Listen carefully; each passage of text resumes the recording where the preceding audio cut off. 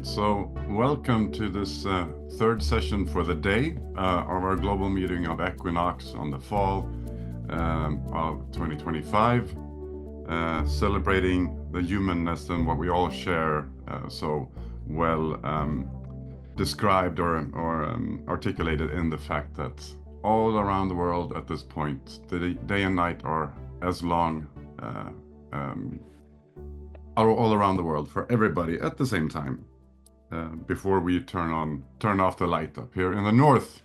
So my name is Martin Iverson. I am from Sweden, and together with Lena here, Rockel Anderson from Denmark, we are hosting this session, which is in Asia right now.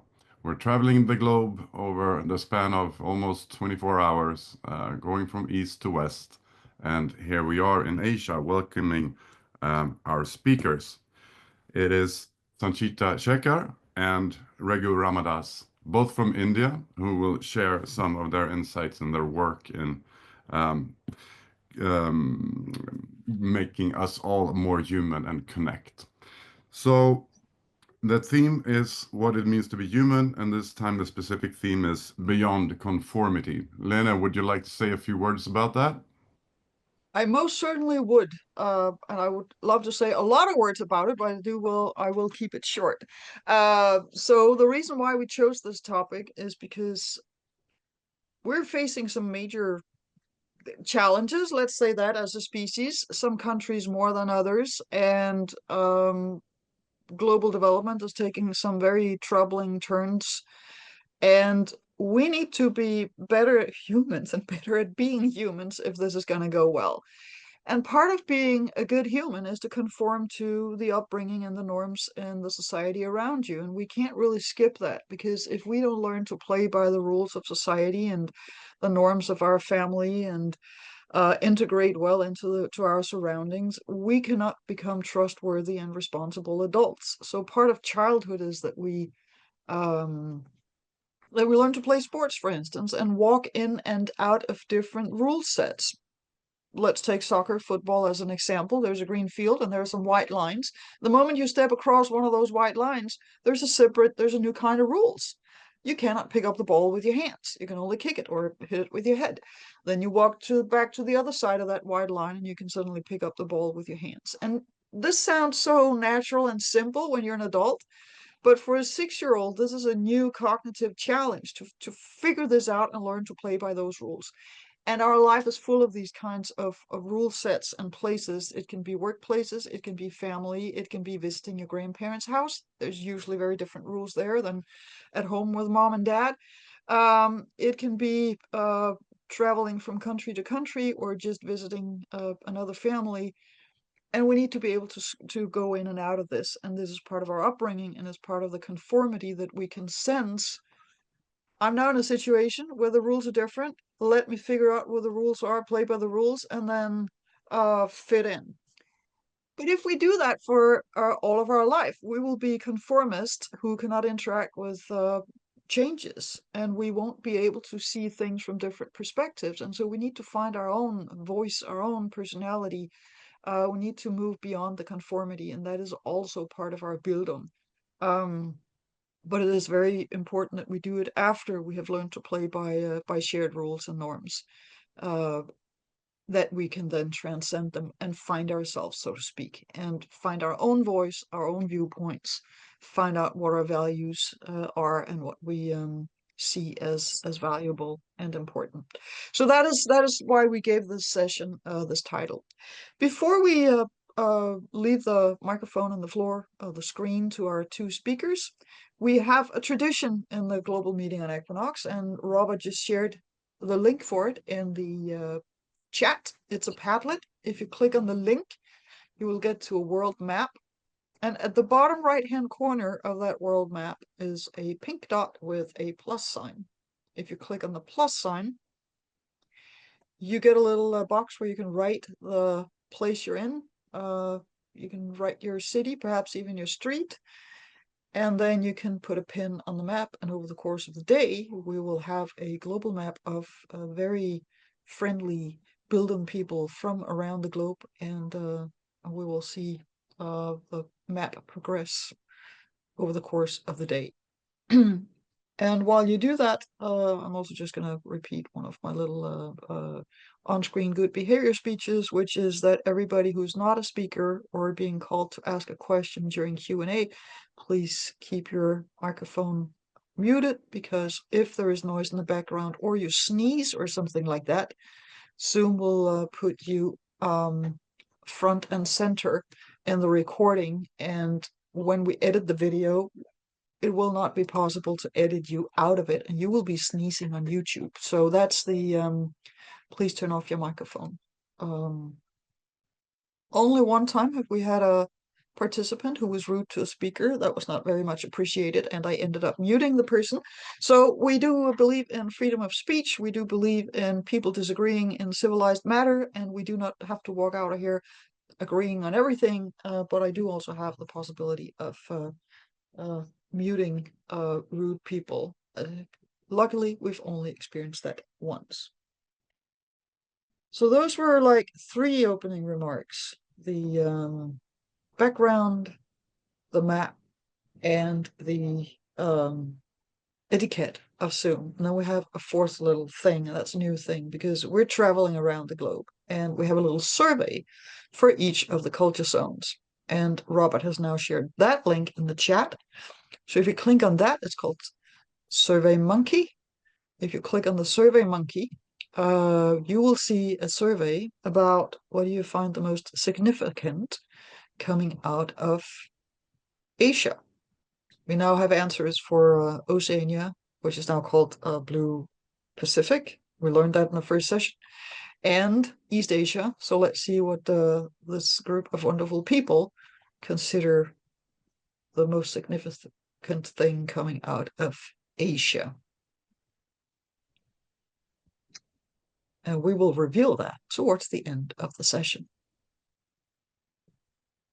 Some exciting choices there. I did not know about the refined sugar. We had instant coffee in well, that would probably have been Blue Pacific. It didn't win though. Okay. The boomerang did. Oh, nice. Yeah, maybe I think give yourself a few seconds more to give the right answer in the survey, and then as Linda said, we will get back to that in a bit because we have more exciting stuff to do first. Today, this session, which will last for about 1.5 hours more, we will listen to our guests in the Asia region.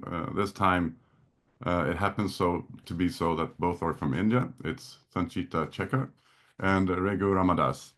And we'll start off with Sanchita this time, and she will tell us a bit, or more than a bit, I think, about how you go beyond conformity in a traditional society. So Sanchita has actually been with us in the global network for Bildung a couple of times, and we welcome you back.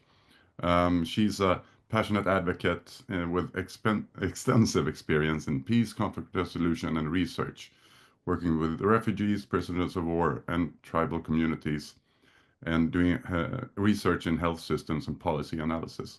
And right now she works with Jan Swastika Sahyog to shape healthcare policy in India. I'm not sure if you're going to go into that, but I'm sure eager to hear.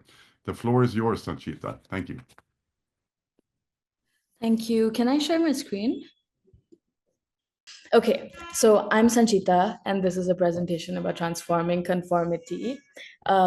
This is a photo I took actually in some of the villages that I work in rural India, in Chhattisgarh and MP. And this lady is basically cleaning moong dal, which is one of the lentils that she got from the forest near her. So we're just going to go through how the talk is going to go. because this is a talk on transforming conformity, I just thought it'll be fun to mess up the numbers. So as you can see, we're going to go through what is the root causes, what is the root of conformity, and then we're going to go into the second part, which is on the right side, because why not, right? We're going to look at the forces of conformity, which is the economic, the cultural, political, and technological forces. And then we're going to look at some of the famous nonconformists from around the world and the consequences that they've had to face as a result of being nonconformists, and also how do you transform conformity. And I want to leave you guys with a question of who gets to transform conformity. So let's get right into it. So the rule of conformity, right, is I think in order for us to transform anything, we first have to understand why it is the way it is in the first place. So in order for us to talk about transforming conformity, we have to understand the root of conformity. So why do we conform? Where does it come from? Is it important for us to transform it? And without recognizing those things, I don't think we can talk about transformation. Right? So let's start with why do we conform, right? Back in the day, when we were hunters and gatherers, some of our absolute basic needs came from the group that we were a part of.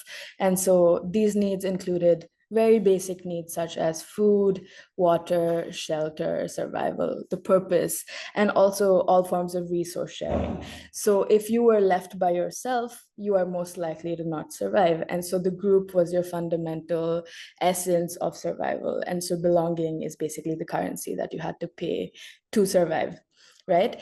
Collective societies in the world are still like this. So that's something you're still going to see. A lot of the values of okay, I'm also admitting people, sorry. So some of the values of collective societies are still aligned with survival. It's still aligned with social harmony. And so one of the fundamental tenets of conformity is this belief that social disharmony means that there's an existential threat to the group. And so social harmony is valued over every other form of individualization, and conformity is actually seen as an existential threat, non-conformity. So anybody who would not conform in the past would have to deal with shame, they would have to deal with exile, sometimes punishment. And this is something that you can still see in modern societies, despite not having the same existential threat that we did. Even if a tiger wasn't going to come to eat you in modern society, you still face some of the embeddings of non-conformity and the way we deal with that on a physiological level. And so initially, conformity was not always a tool of control, it was a tool of survival. But in modern societies, it's no longer a tool of survival, it can also become a tool of control. Right? Great. So we're going to talk about some of the forces of conformity, historical and modern. Why do people conform, and what kind of tools are used to control people, but also how does that get internalized? So it starts off as external forces of conformity, and over time it becomes internalized. And so instead of being policed, you end up policing yourself. So let's talk about how that looks like. So some of the forces of conformity is basically how do you use carrots and sticks? So basically incentives and punishment as a way to get people to do something, right? And so there's a lot of forces of conformity. We're going to touch upon 4. The first one is cultural forces.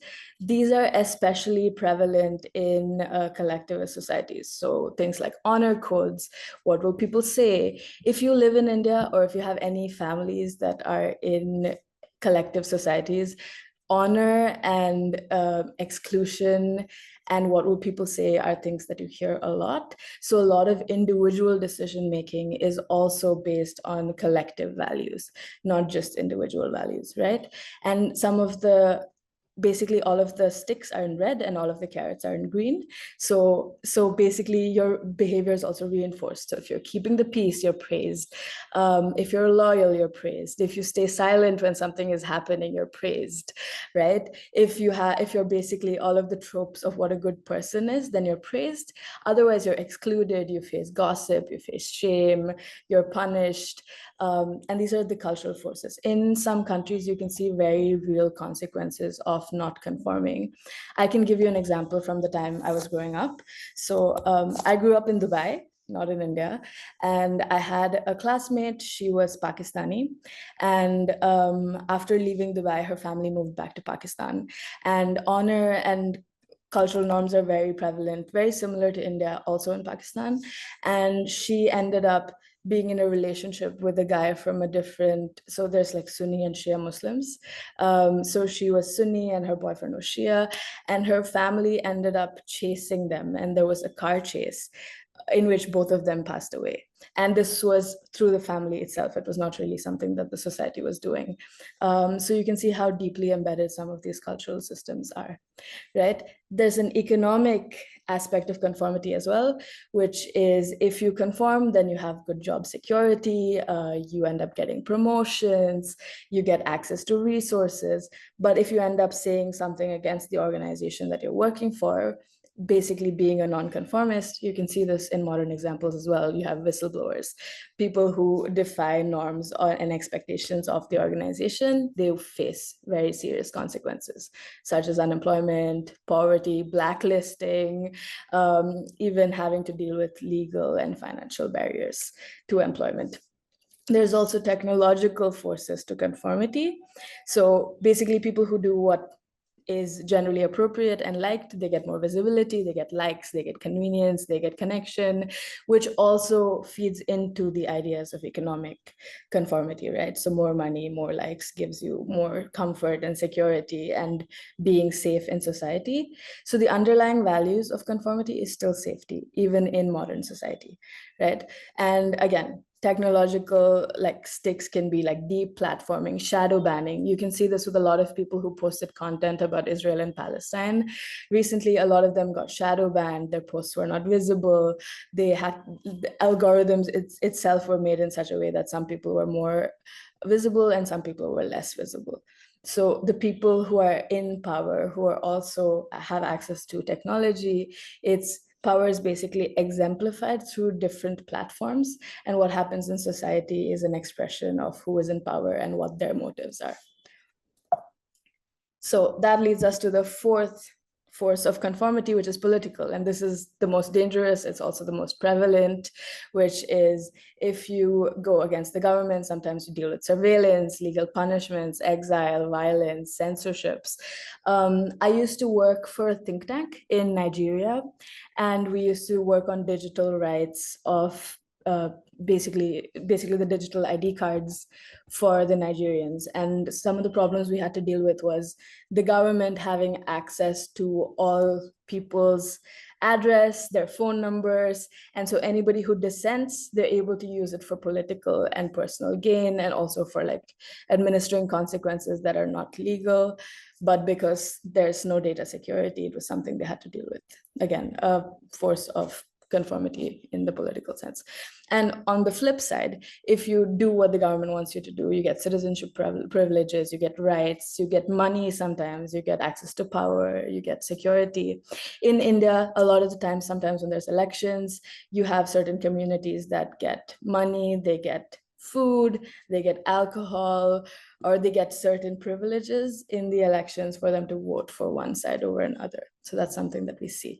And over time, because these forces of conformity are so insidious and difficult for you to fight against, it becomes internalized.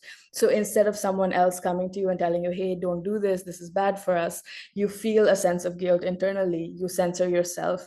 You start trying to be perfectionistic. You're careful about the content that you post online. You know when to speak up, you don't speak up.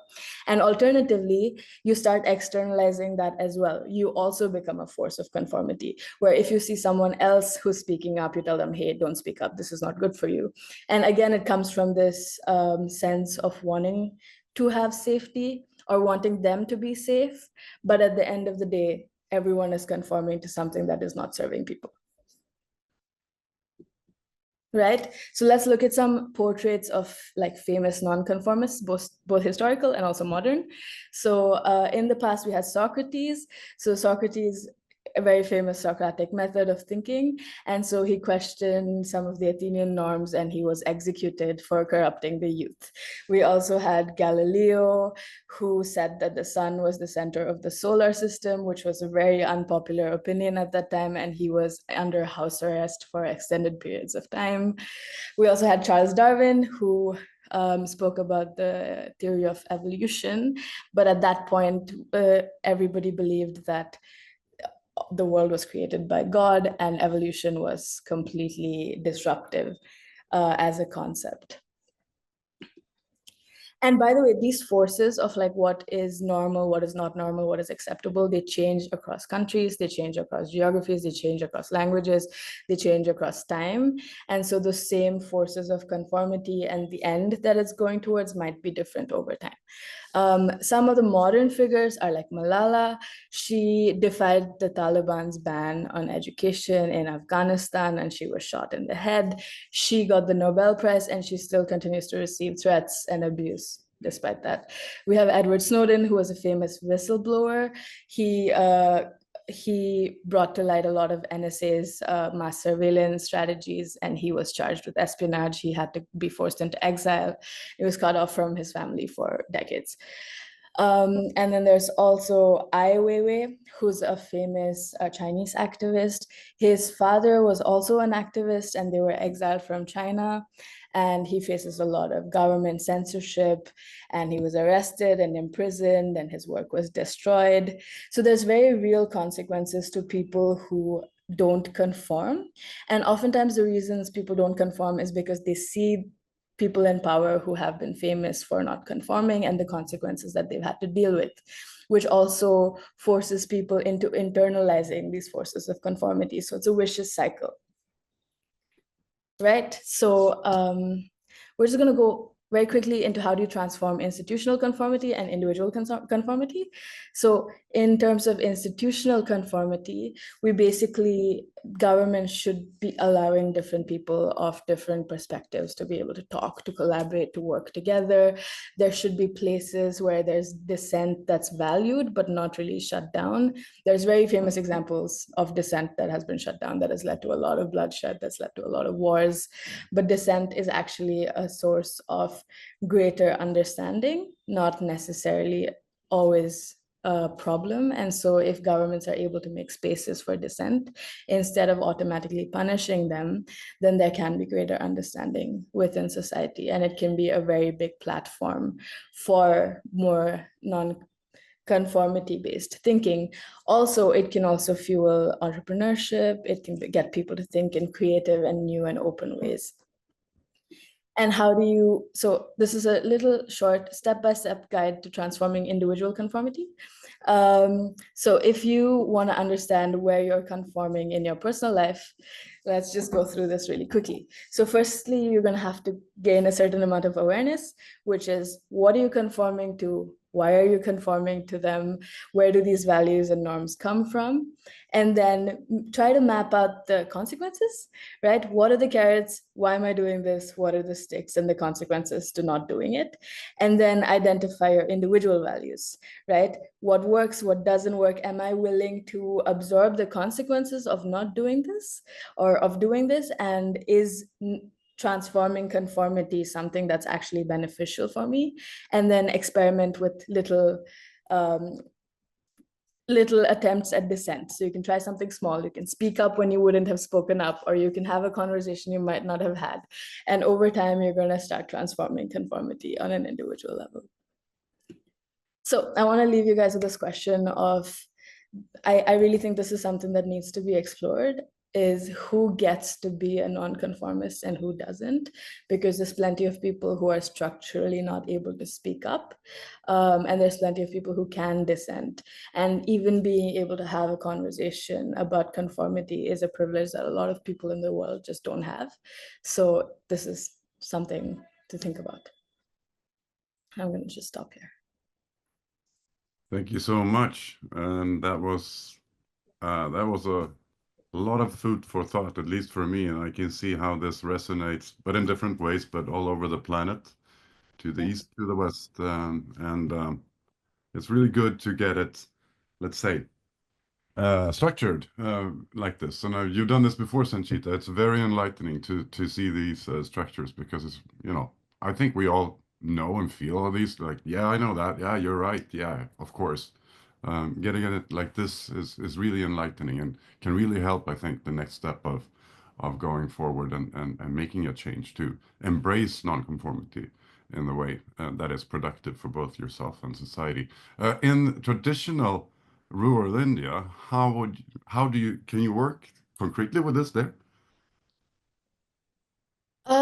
I think it really depends. I think in rural India, I think cultural conformity is very strong. I can give you a few examples of people and like how they've had to like face a certain amount of backlash. Something I can think of off the top of my head is one of my colleagues. He wanted to marry this girl who was his neighbor, but she was from a different caste, and so his family did not want him to marry her. One of the things he told me was, if I choose to go ahead and get married to her, not just will my family not talk to me, but my whole community will not talk to my family. And he's like, that is too much pressure for me to put on them as well. It's not just the pressure I have to take on myself. And so the cultural networks are so strong that breaking free from them is really difficult. And social ostracization is very real, Yeah. which, yeah. And I think there also you have to use a, let's say, lever of the culture. You have to make it into societal dialogue because you cannot, as an individual, break the system. It's simply not possible. Thank you so much for that. And I think we will return to this because now we're gonna listen to Rego Ramadas. Thank you again, Sanchita. And we will get back with more as we end this session later on. Regu is the co-chair of the Association for World Education, which is an international NGO which is tied to the United Nations. Um, he has a long history of working in Bildung-like stuff. Discovering this, if I'm correct, you'll have to correct me if I'm wrong, Regu. You found out the Danish traditions almost 30 years ago, took some inspiration from that and made it into your own, and you are now associated with Mitra Niketan. I hope I pronounced that correctly, Yes, which is basically folk high school or people's college in India. And yes. you will talk to us about how we become human by cooperating, being together. You call it humanness. Maybe I would call it we-ness. Basically, I am because we are has been a theme that we've been talking about. I hope I framed this correctly, and we are very happy to have you speak about your work and thoughts on this matter. Over to you. Thank you. Thank you very much. I'm very happy to join in this global conversation.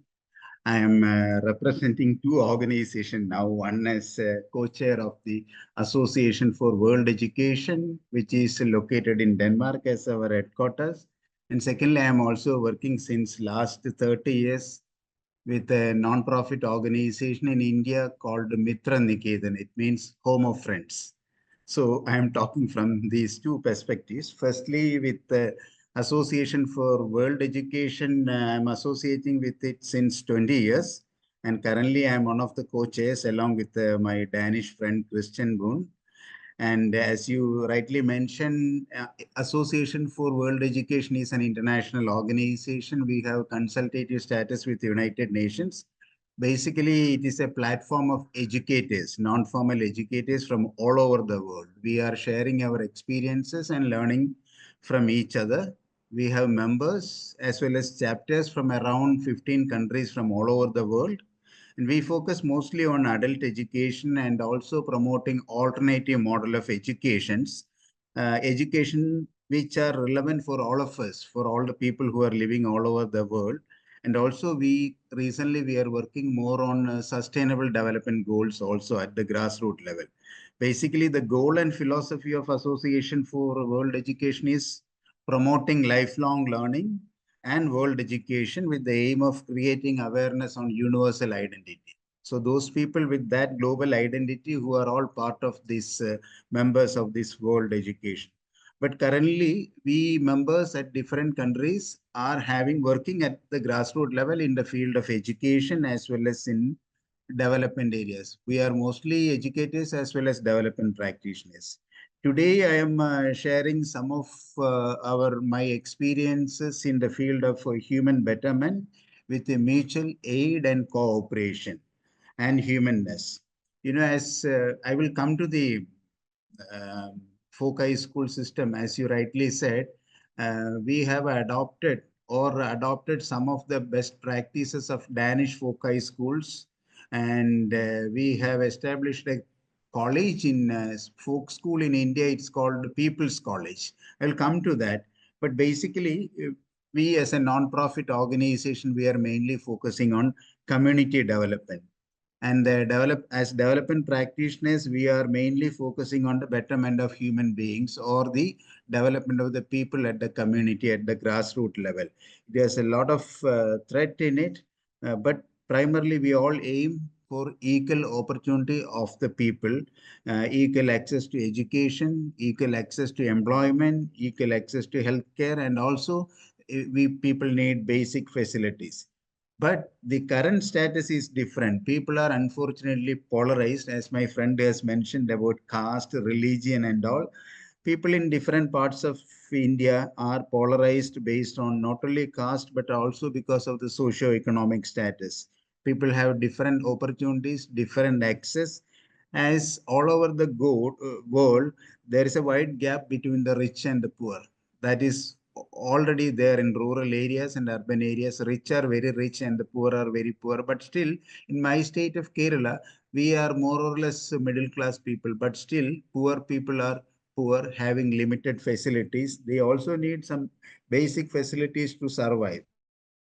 Of course, though we are seeing these situations, the conditions are more worse in places like Gaza and Ukraine, which we all know very well. These are all human-made challenges without any humane considerations. We are all concerned about that. Still, to live, though in poverty or unemployment, whatever may be, living in a peaceful situation is very important for all of us. And also, the large population all over the world really suffering from poverty, unemployment, malnutrition, and also today we are facing the impact of climate change also, especially farmers and all. So there are a lot of things connected with this. But what I wanted to present today is more of my organization is mostly based on in our development perspective, we give more importance to the basic principle of human development, that is a mutual aid and cooperation. We are giving importance to mutual aid and cooperation among the people in the community. That is very important because the government and many other agencies are introducing big infrastructure, big projects and all, but often they forget about environment as well as the local community. So here some of my experiments or the experiments of Mitra Niketan as an organization, what we have done in the community through mutual aid and cooperation for the development of the people, which I would like to present in front of you. The first one, as you said, we are in cooperation with the Danish Foci School since last 30 years. We have adopted some of the ideas which are practically adapted to the Indian situations, which we have adapted, and we institutionalized a foci school called Community College, where the basic concept is education for life. Education not for competition, but education for life. Because in India as well as all over the world today, education is a kind of a competition and also a business. But there are many disadvantaged people how they survive, where the education for life concept is very important, and also promoting a kind of a participatory learning or a cooperative learning for their empowerment. So we are promoting youth empowerment, especially those youth who are disadvantaged, who are drop out from the university education system and all. We try to bring them to the mainstream of education through imparting life skill education and livelihood skill education. Life skill education is mostly to develop their leadership qualities, and livelihood education is, of course, they need skills to do some sort of job for their survival. So, but primarily by promoting this folk education, our idea is to promote leadership, rural leadership or village leadership. The idea is that when we train a person, it is not for himself, it is not only for his family, but he should be an active member in the community. So our main objective is to promote rural leadership so that he can be an active citizen in the community. He can be helpful for other members. That social relationship we give more importance, especially among the youth. Similarly, we are working with women in the villages. So we, in all over India, today we are organizing women into small groups. It's called self-help groups of women. The basic idea is to empower the woman so that there will be a lot of self-help activities which will help them to empower, to bring to the mainstream of the society. Our organization as an institution support and promote women groups. That means 20 families, women come as neighborhood groups and they work for themselves, and we are giving backup support. So that leads to employment, entrepreneurship development, skill development, exposure to the community, education. So on the one hand, we promote women. On the other hand, through folk education, we promote youth. And also another area in which we focus is on promoting farmers. Farming is very important, where the village, the normal farmers who do not have access to technology, access to information, new scientific inputs and all, where organization like us can be given transfer simple technologies, knowledge, skills. This is one of the areas we are educating the farmers, and we together call all these type of education as development education. What you call from the folk school perspective, it is folk education, but here in general we used to call it as a development education, not more of an academic education, but this leads to the development in the community. Some of the examples I will tell you in relation to promoting mutual aid and cooperation. We have promoted a large number of craft people who are working with bamboo into small cooperatives. Recently, we have promoted these farmer producer companies. This is very important because in India, especially in Kerala, the farmers are producing a lot of things. They are harvesting at the season and they are selling it for a very cheap price. There are middlemen who exploit all the profits. So now we are promoting farmer producer company. We get together some 200 to 300 farmers. They are become shareholders of their own company, farmer producer company. So they collect all their products, they market themselves without middlemen, so that they will be getting the profit. And also the group, the company itself providing inputs to the farmers. The idea is that the farmers will produce quality things, they will market for good price, so they will get income. This will improve their livelihood. So the idea is that we should promote mutual aid and cooperation among such farmers, craft people. And also recently in Kerala now, you know, this rubber plantation, rubber trees from which we collect rubber latex that is used for making rubber tires and all. So plenty of people are having small plantations. So we promote rubber producers societies so that we can collect these rubber products, produce together and market together, so that there is no middleman and we will get, in which there is a lot of education is involved in from the cultivation to the tapping rubber latex, marketing and all those. I'm not going deep into that. In addition to that, among our young people, we are often conducting workshop called this peace education workshop. These are small 2 3 days workshop because our young people are highly emotional. So how to control emotions, how to avoid conflict, how to cooperate with people, because we have different religion groups and all those things. So there should not be any grouping. There we should have the young people with the influence of some other people or politician. They cannot deviate. They cannot be polarized. They should have a secular thinking. So that such type of peace workshop also being conducted by us. I'm not going in detail, but what I'm trying to tell you is that we have to include or integrate these type of education in our development action. That is why we used to call development education. It is actually a kind of reorient our approach and methods so that we can bring back humanness in our action.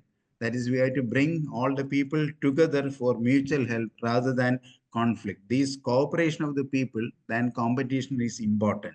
So our primary task in this reorientation of development is enablement of people through bringing back mutual aid and humanness. This concept I wanted to convey to you. More things we can discuss. Thank you very much. Wow, thank you so much, Rego. You now together with Sanchita, you give me a head full of thinking, and the breadth of what you do. I mean, the spirit of, let's call it Bildung, or not only education but also development, enablement. So education is so much more than competencies for a job, right? And the work you seem to be doing to get the we-ness working in Kerala is simply astounding to me. Thank you so much. Now it's time for some breakouts, Lena, right? Yes, and I have made some really cool breakout rooms, and there's room for everybody, except our speakers, because if we send out the speakers into breakout rooms, they will probably keep speaking, or people will expect them to keep speaking, and we don't want that to happen because we want you to meet some new and friendly people from other parts of the world. And I have given you 20 minutes. There's about 3 or 4 people in each group, and they're only friendly people. And so we encourage you to start by introducing yourself briefly and then discuss. And I think somebody will share it in the chat.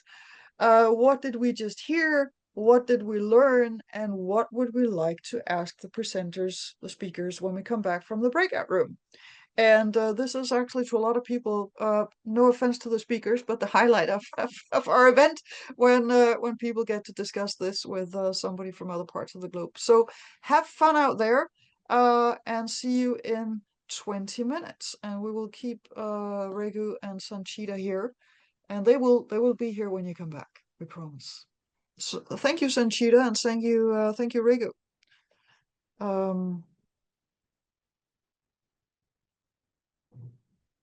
Very cool work you do, Regu, and very cool work that you do, Sanchita, and also the presentation. So really important questions, and particularly the one with who gets to be a nonconformist. Thank you. Mm. I think also, Regu, I mean, the work you do to bring, let's say, a society that has many different and maybe conflicting groups, maybe religion, maybe castes or Yeah. different ethnics. I mean, in order to move beyond conformity into, let's say, a lively, diverse society, you have to come together first. And so you're Yeah. working on the empathetic side, I think, also of the feeling by action. You work with mutual aid, bringing Yeah. people together to feel that we are we. Of course, I'm me and you are you, but we are also we. And from there you can build. That's like the fundament for the next step. So that's how that's what my brain did with all this Yeah. information today. Building like a staircase like that.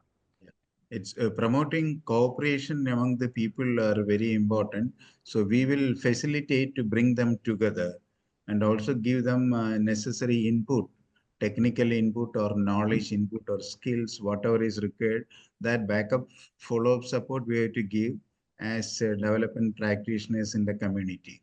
So Mm. once they are empowered, they will bring up with new ideas and they will upgrade their systems which they are doing. Mm. That's then they will come up with new innovations which Mm. can be adopted by us. And it seems, I mean, maybe one key thing is to gather around something important, which is a problem for them today that they together could solve. Like the farmers building a sort of cooperative, taking charge of who Yes. gets the profits. Or I guess these women that you bring together, they also have very concrete problems that they have difficulties in solving on their own. And so you have the groups where they become Yes. much stronger. So it's something really concretely important. And then things bloom out on top of that, right? Yeah. Mm. Actually, these women groups has contributed a lot for gender equality. Mm. Otherwise, she said it was they are behind the culture. They are part of the culture, and the role of woman is primarily educating the children and cooking and taking care of their husband in the home, and they are not allowed to go out. They have to get permission from the family to go out. But today, once they come out and come together as groups and working for themselves, slowly the community accepted, family accepted her as one of the active member in the community. First is that social exposure, that changes first. Second, then comes slowly the economic change, economic independence, and all later on. So in the local community situation or in the state of Kerala, I can say that the first exposure is the social exposure. They come out, they have been accepted by the people, and the gender equality is more or less being achieved. While in the case of the economic development, income generating, they have to face a lot of competition. It is actually part of the globalization. People have lots of skills to do a lot of products, but they have to market. They have to be highly professional and competent, and they should depend on middlemen or some local businessmen. So where this competition is a fact that one has to face, in there to fight with big groups, corporates, and all those things. But still, that exposure is very important. They are sustaining with our frequent backup support. That's very important. Mm. Similar with the case of the farmers also, because today there are two types of farming. One is, as you know, in your place and all, it's called small gardens and all. Here in Kerala, we used to call homestead farms, farms in and around the home. It's actually for sustenance. You are producing for yourself and your family, for your family. Very whatever little remains that you can sell. But today, because of the commercial farming, with lots of inputs, these chemical pesticides and all being used, then it affects the health also. So because of that, people slowly stop this homestead farming or the sustenance cultivation. But today we are promoting that sustenance cultivation by giving technologies and inputs so that the healthy food can be produced and one can become self-sufficient. Mm. Yeah. Wow. So I was thinking around the caste system, because we basically had a caste system in Europe during the feudal age until the late 1700s and throughout the 19th century. And I think Europeans, Westerners in general, are simply not, and nobody else, but I mean, this is our part of the world, nobody's really aware about what a big cognitive and cultural shift that Europe went through between 1800 and 1900. Because, I mean, even I, as a child, who my grandparents were farmers, they had this sense of there are people who were, too too elevated for us to deal with. And at some point, I met a guy who was like his father was like a nobleman of sort. I mean, all those titles are gone, but he still had the castle, and he was about to inherit that castle in Denmark, um, or someday. And my grandfather was, and this is maybe 40 years ago, 30 years ago, my grandfather was like, it was kind of uncomfortable to him that I was, hanging out with these people, because I'm like a peasant's granddaughter and not out of the aristocracy as they were. So there's this sort of still this sort of cultural, old-fashioned, you're way in over your head here, grandchild. You don't go there. And so I mean, imagine what it would have been like 150 years ago or just 100 years ago. And so the revolutions and the wars in the 1800s in Europe were very much about the bourgeoisie and the aristocracy realizing that everybody else are now citizens as well. And the way that they used to have farmhands and girls on the farms, and the farmhands, sleeping in basically in the barn, not necessarily along with the animals, but on the same the same roof.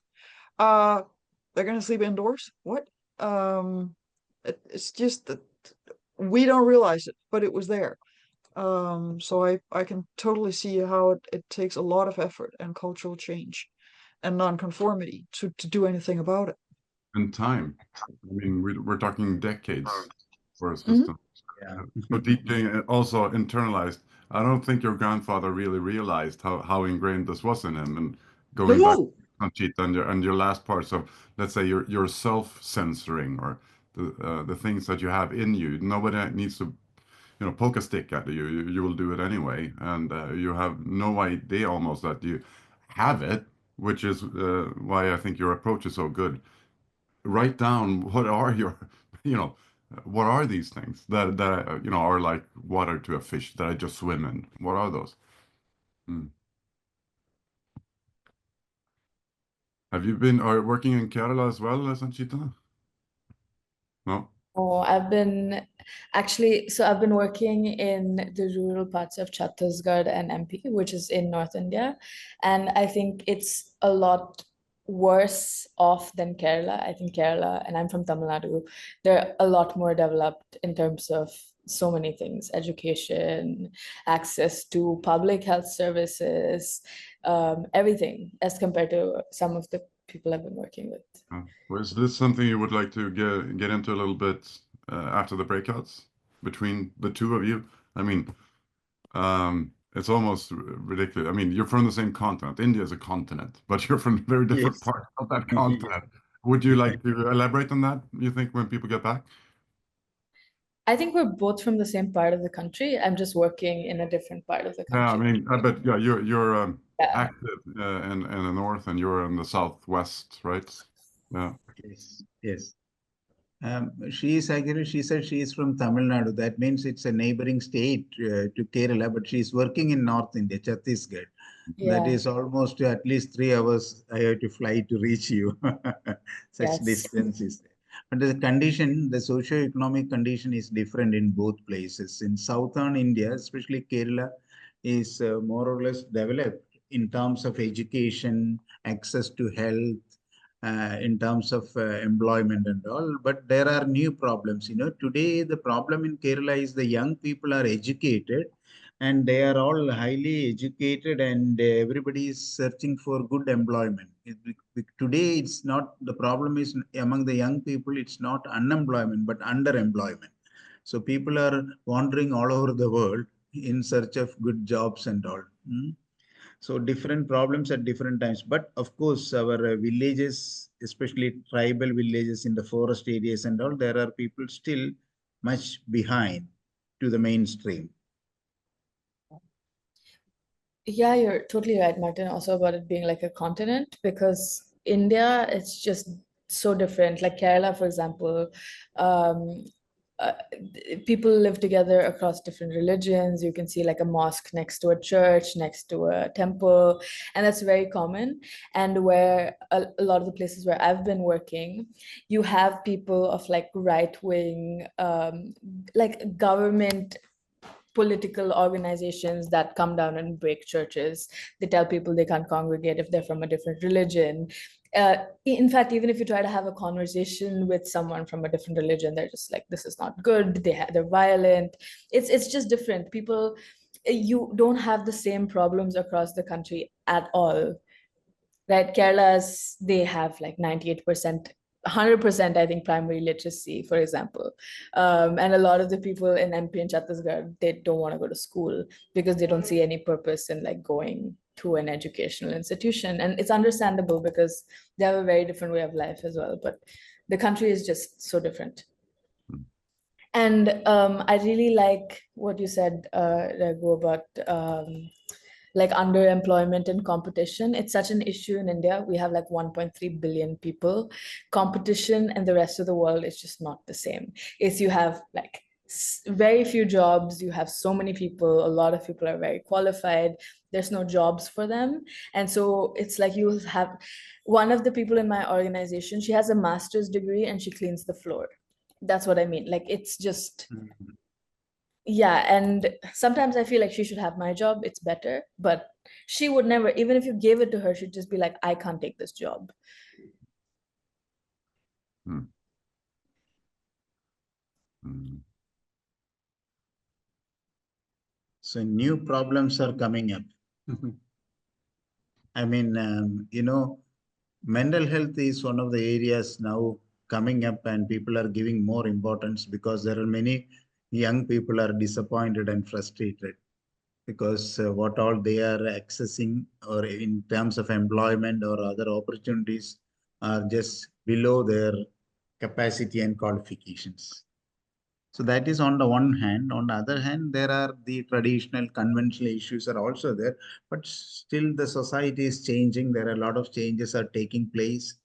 There are advantages as well as there are issues also. New issues are coming. For example, we have a school. In our school, traditionally the tribal people are the students from the forest villages. Today they are not, the majority are not those people. The students are from broken families or separated families. Parents have problems, separated, drug related issues and all. So they are sending their children to our residential school so they are safe and they can get education. And also the new, when the one of the issues are solved, some new issues are coming. Similarly, one or other problems we have to address, new issues. So when you say people are undereducated, is it because Underemployed. or Underemployed.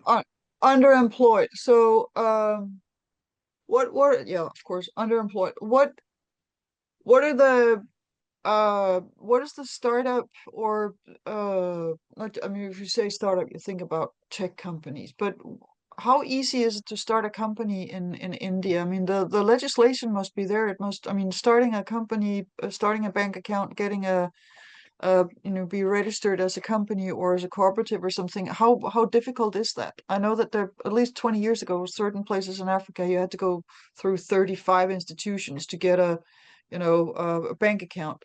How complicated is that in India to start something yourself? No. Now it is very user friendly. You can easily start an bank account and all.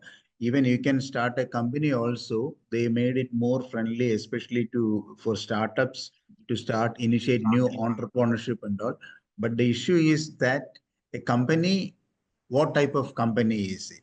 That all depends on the competition and market. One has to compete with different people. So different types of companies are there. There are service oriented companies which have lots of potential, or these groups, cooperatives are coming up. Otherwise, there is no problem of initiating a company or an organization. It's government given all supports, even subsidies, funding supports and all. Cool. I think it's also the problems are not like financial, they're not legal. It's that we are taught in schools not to think for yourself, and entrepreneurship is like completely opposite of that. Is you have to like take initiative, you have to do things that are different, which is so against the way that we're taught to think as a country, that even if there's no legal barriers that you have to jump through, the amount of people who will start a company are so few. And the kind of companies they start are oftentimes very similar to the same companies that are in a different country. For example, they just be like, oh, we saw this model in the US, we're just going to copy it, instead of being able to think creatively, which is just something we've not learned yet. Right. See the thing that is lacking in the market, the niche that is ready to happen. It's not even that. It's even if you decided to start something that's different, everyone around you is going to be like, no, there's no money in it, my neighbor said don't do it. Like, it's the amount of social pressure that you have to I navigate. heard somebody who tried and it was a disaster, and Yeah. And what if you fail? The shame for your family, that type of thing. Yeah, and those things actually prevent people from starting anything, because those hurdles are so much bigger to jump than just like starting a company or like But get we do have those problems here too. I mean, starting a company is out of the norm in Sweden, at least. It's what reckless people will do. ADHD type people, or something like that.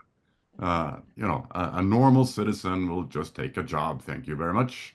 I mean, the whole system here is set up for employees, and the employers are usually sort of existing companies. It's not the startup scene and the self-organizing scene. There is a culture around that. But I would say on the other hand, there is also a strong culture for cooperatives and for self-organizing things locally. So, but you're right. I mean, if you're too ambitious here and think too much out of the box and plan to be a global player in the IT business, or for that matter, in shoes or cleaning services, it's like no, you're gonna fail. So I think, yeah, And nail the most six of cultures have a tradition of that, and that's back to the conformity. Don't step outside the yeah. norms. Nail the six out We gets have the pounding. Mm. We are actually promoting not a company. We used to call it micro enterprises, small enterprises of a small group of women based on the local materials available. For example, say fruits and vegetables. Plenty of fruits and vegetables available at a local level. We can train them and they can make value added products from plenty of fruits and vegetables available. For example, jackfruit, coconut, banana. So these are all potential raw materials to make different types of value-added products. These can be marketed at a local level. These are all small things which are sustainable. When you go for big one, those people have no capacity, low inputs, then it is a difficult problems.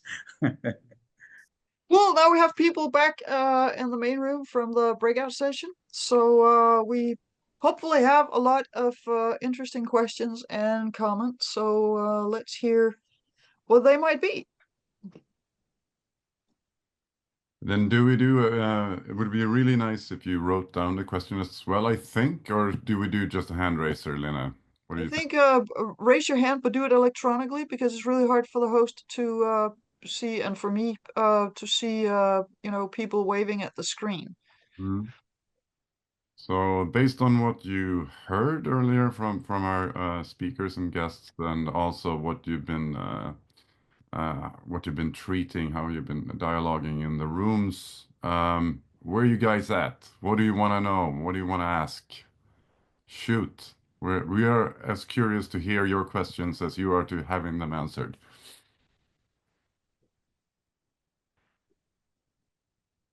Let me jump in. Two There you questions. go. Yeah. No, I'm just, I feel like I'm back in school. Um, uh, well, two questions, one of which, the easy one to Regu. How many staff do you have? That's the first one, easy, lowball one. The second one is Sanchita. How did you choose the people, the examples of the people that you spoke with, and the reason for that is one might have thought of perhaps, I mean, would Gandhi make your list? So I will answer to the first question. Actually, we have a we are giving employment to 150 women in Mitraniketan for a packing unit. That means we are getting contract from a big company and we do the secondary packing where we are giving employment to 150 women. That is, of course, part of our organization. But in addition to that, for the organization, we are about 60 people working. In and around, we are giving employment to more than 200 people on a full-time and part-time basis. It's all from local rural community except a few professionals. Thank you.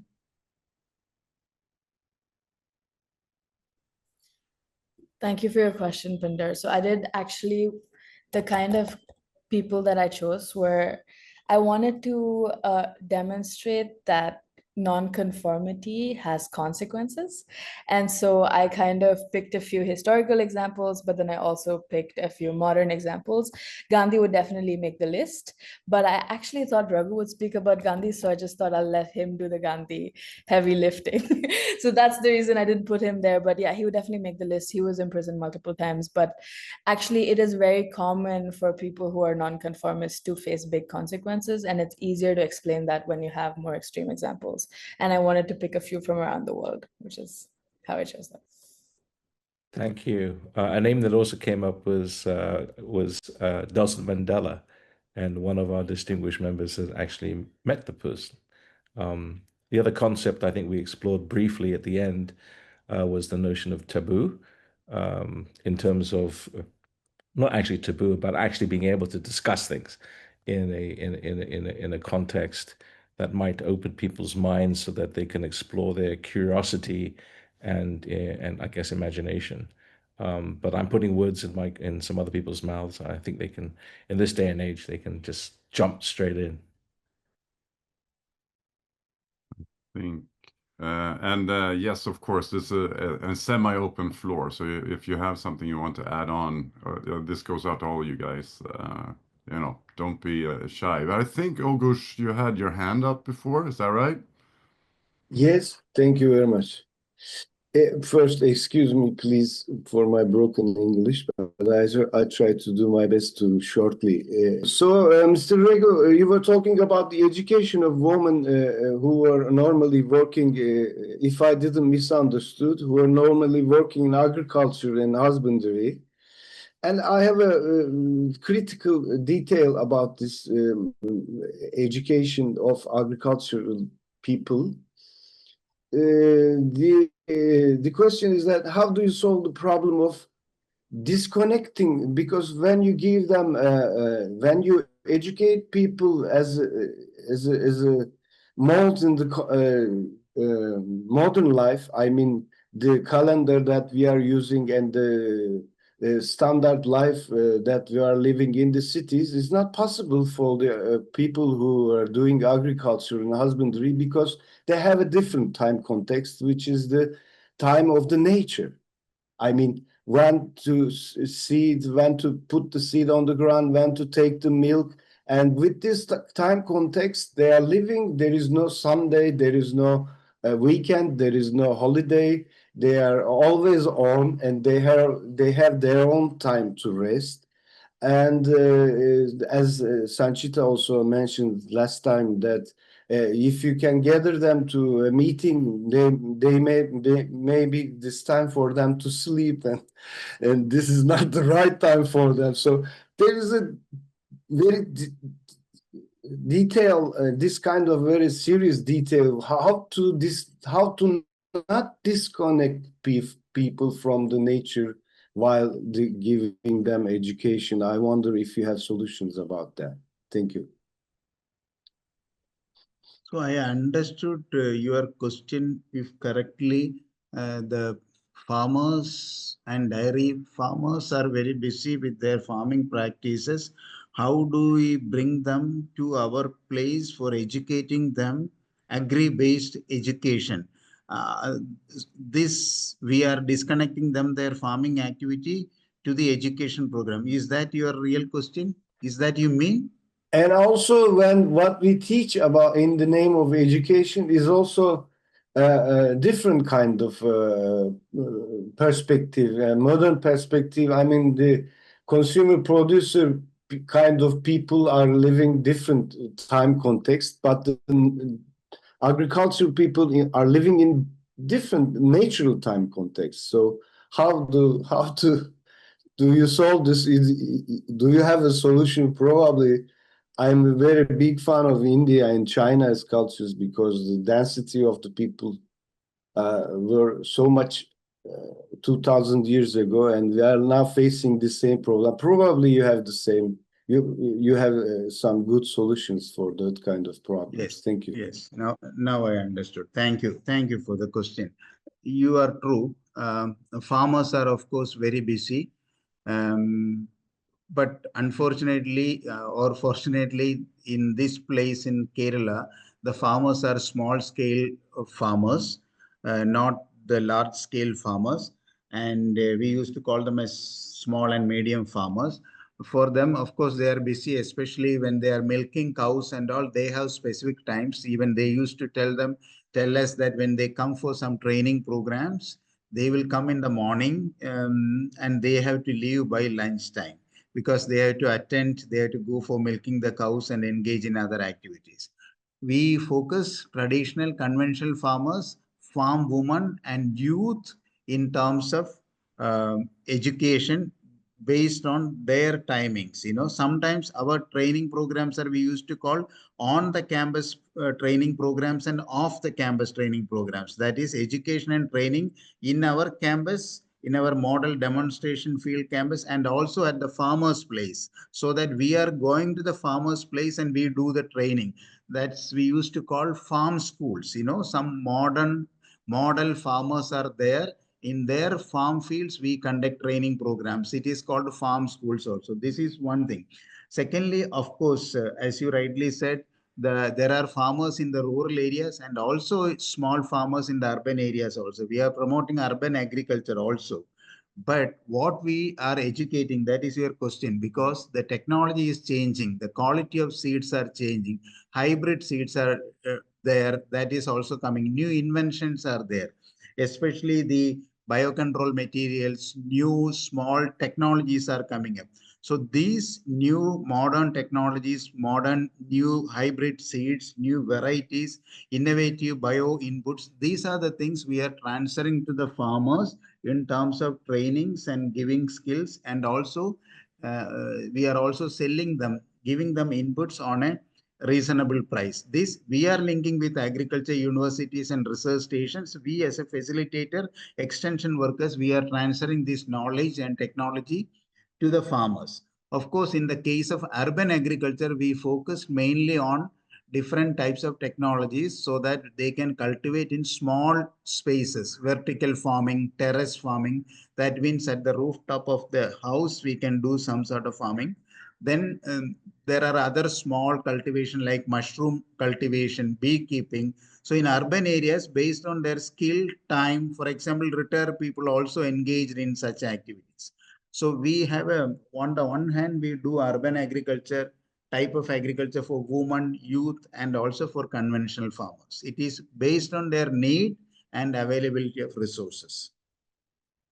I hope it is clear for you, or you have any further clarification required?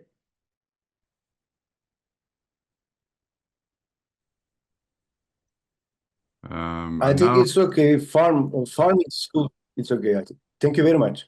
Thank you.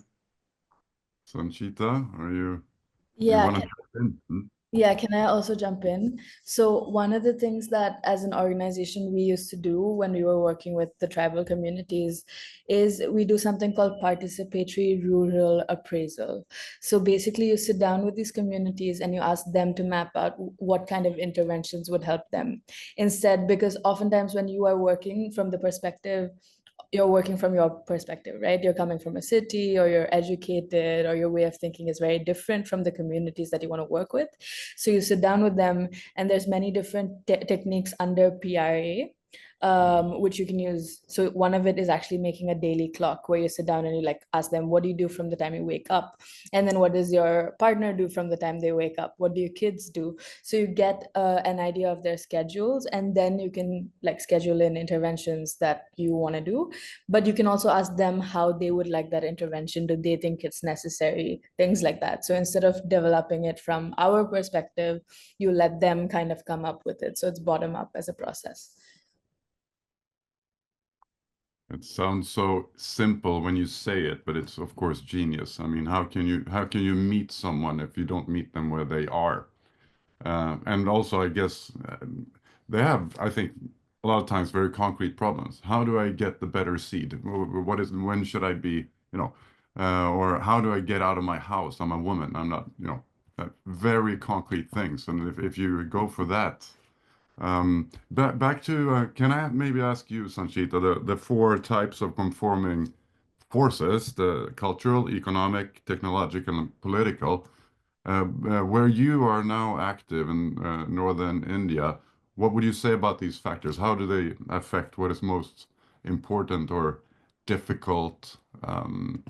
Where are their communities on this? These communities? Yeah, so I think cultural factors play a really big role, and technological factors do not at all, because they're not connected to technology as most of us are. So they're also not that political, because they're very rural. The governments are not focusing on them because they're small pockets in the forest. So they don't get as much traction as some of the other communities that are living in cities do politically, right? Because the governments are not trying to get votes from them. They're very small populations. A lot of them don't have like identity cards. So political and technological are not as much kind of inbuilt into their conformity, but social conformity is a big thing because for them, if their entire livelihoods are dependent on cultural conformity, so economic and cultural are very embedded with each other. So if I fight with you, you are not going to give me milk, right? So my livelihood is affected by our relationships, and therefore social harmony is very highly valued. And so when you do an intervention where it's like, oh, my neighbor doesn't like to go to the hospital, I can't also go to the hospital because my neighbor's opinion is important in them giving me access to my resources, in them maybe taking my kid to the school, right? So little things like this, your social relationships are what is keeping you alive. And so social conformity is like the biggest thing, and it's very deeply tied to safety and your livelihood and ability to survive. Mm. And the economic sides, is it mostly, let's say, very localized economy, or how? Yes, it's very localized. They're not aspiring to get like big jobs. They're not competing with anybody else. They're just hoping to get like the next meal. And especially tribal communities, they don't really, the ones that I work with, they don't do long-term planning.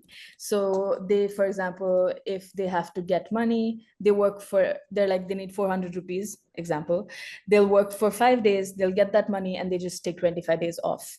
So they're not really doing long-term financial planning either, right? So when the government comes up with interventions like put money in the bank, they don't have money to put in the bank. So those interventions don't work because again, you're coming from like the government's perspective instead of understanding their way of life. So you mean there's a, let's say, cultural reading illiteracy even from the government toward these regions? The government don't understand the life of these regions. Yeah, and we live in a very hierarchical country. The government people generally do not always go down to some of these places Mm. to even see what's happening. So they're not able to understand. We have such a big population. It's also not practical for them to go to like these small remote pockets to look at what's happening because there's so many people in big cities who are having problems and smaller cities who are having problems and very real, very big.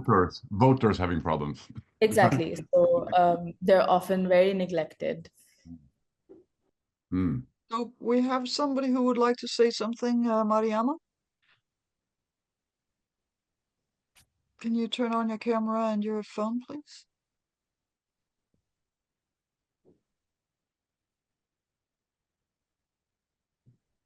I'm from Denmark. I'm just happy to be here. I'm happy to see the world turning around us all, and I'm happy for Lena doing this work. I have just a little greeting to Mitra Naketan because I met Vishnavatan in 1999 for a meeting that we created in Copenhagen about how do we get older in societies and in traditions. How can we learn to grow old in a wise way, being open to the world? I just want to say I'm so grateful that Mitra Ketan is still going on, and also in India, all these different movements, and just saying thank you. Go on, get on. And I have been engaged in Senegal, and my former Senegalese husband was also a farmers leader, and I can really feel that there is so much power still going on, and thank you very much. That's all. Thank you. Thank you, Mariam. Thank you very much. I'm very happy that you met our founder director, Vishwanathan. We try to continue his vision, and also we are continuing the activities which he has initiated since 1956. Yeah. Thank you. Thank you. Bless you. Thank you very much. This is not only a journey around the globe, it's a journey across time. Pindar, would you like to join in? I'm just struck by, I mean, the last intervention. I mean, to what degree can we separate the concepts from the personality? Like, would it have been possible? I mean, the ideal, the challenge, the truth, the concept there, it seems to always be wrapped in this sort of larger than life personality or someone who's taken exorbitant personal risks. I mean, would it be possible? I'm interested from the speakers to separate the two. I mean, obviously, at the initial stage, you need both because you need the charisma, you need buy-in, etc. But at what stage is it possible to separate them, and why would one do so?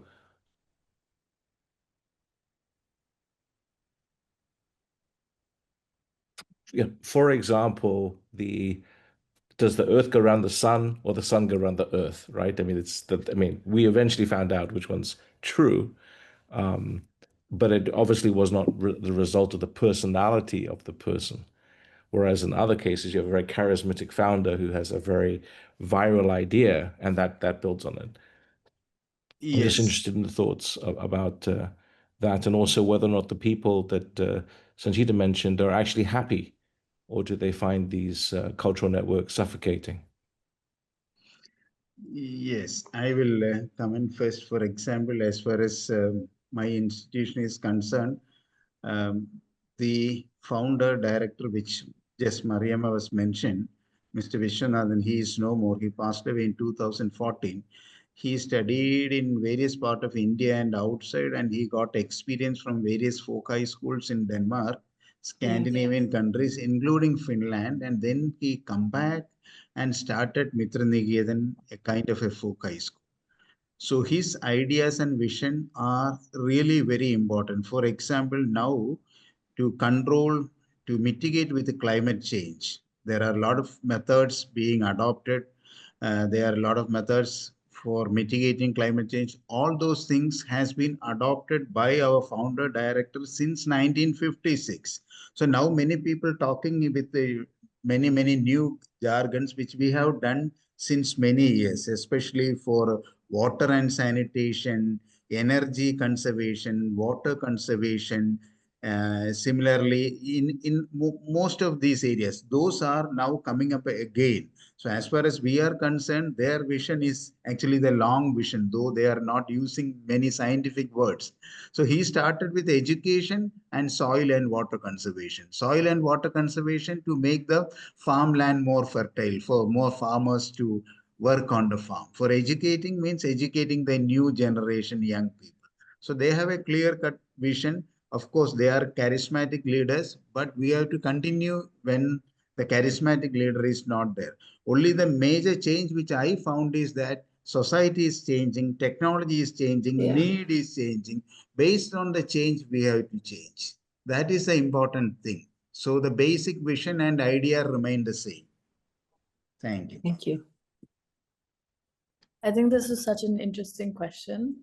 And I think the reason I didn't respond immediately was because I think I needed a moment to process.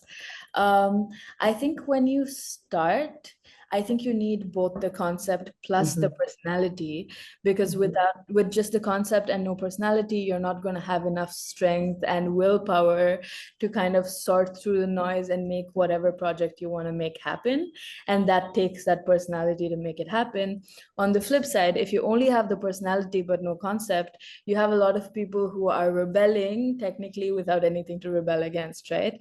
And so you have like the trope of the rebel without the cause, because they don't have any content to back that. But I think after that, the people who end up following this person do not have to jump through the same hurdles as the person who had to set the thing up. And so, which is why you have a lot of these charismatic leaders. It's not just of countries, you even have leaders of organizations. The one that I was working in this tribal part of the country, he studied in some of the biggest schools in India, and then he moved into this very rural, remote part of the country to start this work. And everybody around with him was from the local communities. It takes a specific kind of person to do that, but all of the people who like followed behind him were inspired by his success, but they were never going to stand there and fight with those communities themselves to establish something like that. And so the value of the organization itself dilutes over time, because the concept remains without the personality for being able to stand in that. But that being said, I think the people who set it up are the people who end up having the most strength and understanding and personality put together. And to your second question of, are these people happy? Yes, for the most part, yes, they're happy that someone is taking an interest in them, but they also haven't learned the cynicism that a lot of us have when you live in a city. So they don't really know how to differentiate between, is this person helping me because it benefits me, or are they helping me because it benefits them, right? That level of discernment doesn't exist because nobody has tried to cheat them. And so these are the first people they're interacting with who are trying to help them out. So they assume good intention, but that's not always true. So they're also taking advantage of a lot by people who have ill intentions, and that's unfortunately the case. I'm learning very much today. Lena, I think you were first. Do you want to jump in? I mean, this is such a crucial question, and I think that we all have the potential for being one of these leaders, or at least the majority of us. And I think that the way that we have created formal education is that we kill curiosity and we kill initiative and we kill the joy of learning instead of promoting it. I mean, there was never an uncurious child born, because if children are not curious early on, they will not learn anything and they won't survive. So we send them into a school system that tells them to sit down, not move, and not ask any questions and not speak unless spoken to. And then we ask them to repeat and reproduce knowledge and answers. And if they can't reproduce them, we tell them that they're stupid. So, I mean, we've set up a system that basically ruins the potential that we're born with. And I think that I'm convinced that this is the quality of the folk high school format. The idea is that you get people who sense that there's something more, and we could all sense that. They sense that there's something more, and then they get into a safe space where you can make mistakes and don't get punished for saying the wrong things, but you get embraced for saying stupid stuff and learning from it. So it's a completely different kind of safe space. And in that environment, you also get bombarded with all kinds of new culture, new tradition, new tastes, new food, new science, new all kinds of knowledge. And in that process, you realize that there's so much more to the world than I was aware about. And I found something I was good at. And other people saw it and they encouraged that I do more of it. And suddenly you can unfold that potential. I don't like the word potential because it sounds like, potential in the market or something like that, but talent. And so I think one of the interesting things about researching for the Nordic Secret was that I read all the Norwegian sources for how to convince people that the Danish folk high school idea was a good thing. So there was some, because it was the Danes and it was like, yeah, history. But it was also the farmers saying, so do they get a diploma from the folk high school? And the was like, no, you don't. So can they become like the pastor's assistant in the church after this? No, they can't. So why do I want to pay for 6 months of education? Well, because they, become who they can be and evolve. And eventually they had to explain what that was like and the energy that is in that experience of I can do this. And I think that is where we need to go in. And the more people who experience I can do this, the more people will actually do something. And I think one of the things that surprises me perhaps the most about what is happening in the United States right now is how incapable many Americans are of saving their own democracy, because they just sit around and wait for somebody else to do it for them. And that surprises me. It doesn't surprise me that a lot of people have voted for Trump, but it surprises me that a lot of people don't know what to do about it. They just sit there and like nothing happens. They comment on Facebook and other places, but they don't go out and, change the things. So I think we need to wake that thing up that we all have and that can make a difference. I think we're towards the end of the session, but not to take the leadership from Martin, Søren, and then we should wrap up at some point. Okay, and maybe Lene, I'm from Denmark also, so probably to some extent same experiences, but you maybe answered partly. In our group we talked about that the conformity is also a way of establishing stability in a society, and even though we shift to other, we manage to change the conformity to another community, then how can we avoid having the same structures, not allowing unconformity? And I see you partly answered the folk high school, but it's an island, so to say. So how can we in the new contexts, in the new communities, be stable and still allow unconformity? I think that's a question that probably you Rego will have an answer on, because you are building new communities. Are you open for still on conformity? And maybe it's a long discussion put in too late. This is a long discussion, but conformity, from my perspective, there are two types, two things. One is social norms. Social norms are being approved and accepted and followed by people in the village communities. Some of those social norms or religious norms or cultural practices may not be legal or scientific, but culturally it is acceptable to the people. So to sustain in the rural community, in the small community, people conform with the existing norms of that particular region, people and community. So that is on the one hand, but the young people, educated people, more people with a scientific perspective and all, some of there is change from conformity to certain norms. They are not conforming to that.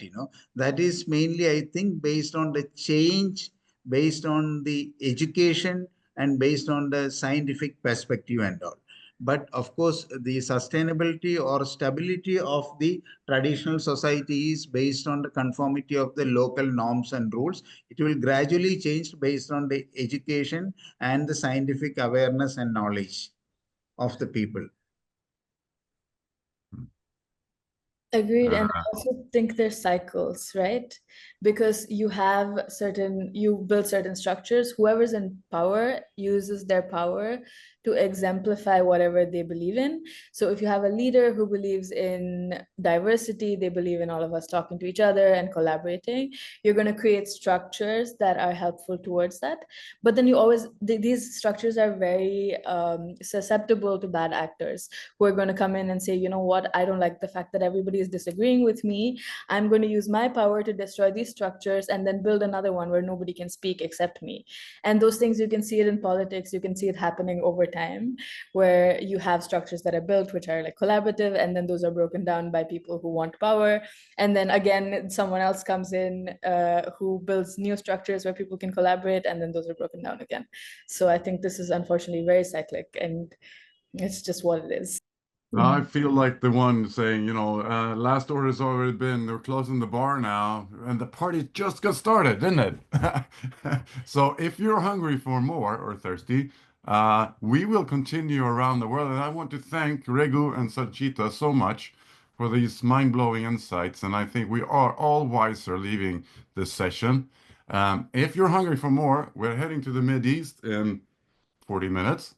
After that, we have Europe, we have Africa, we have 2 times the Americas before we conclude in a lot of hours, 12 hours from now. So there's a lot of fun for those who want to keep going. Some concluding stuff, right, Lynette? Yes, we have a world map showing where we're coming from, and we also have the answers to a survey. If Robert sends them to me, I can start by showing the world map, and here we go. Share. You can see we are now we're still sort of a little heavy in Europe, and now I mess it up completely. Let's see the PowerPoint here. So we have some interesting results from the Asian survey about the most important things coming out of Asia, and I bet we're all really interested in finding out.